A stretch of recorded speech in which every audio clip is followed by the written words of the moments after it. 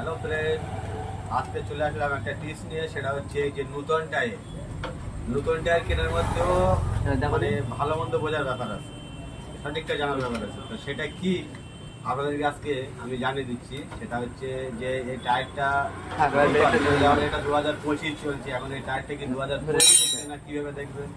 এটা 2020 হতে পারে, 18 হতে পারে, 19 হতে পারে। কীভাবে চেক করবেন? অবশ্যই এখানে চলে আসবেন, আপনাদের চ্যানেলগুলো নিয়ে এসছে। এখানে আসুন। প্রথম হচ্ছে এটা হচ্ছে 408 সাইজের টায়ার, যেমন এটা দেখছেন 408, এটা দেখে নিলেন। এবং এটা হচ্ছে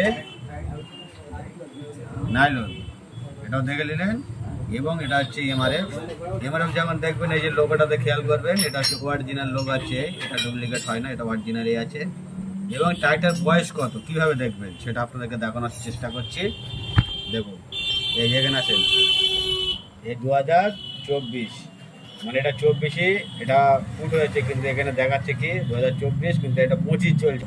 ভিডিওটা ভালো লাগলে লাইক, কমেন্ট এবং সাবস্ক্রাইব করতে ভুলবেন না। ওকে।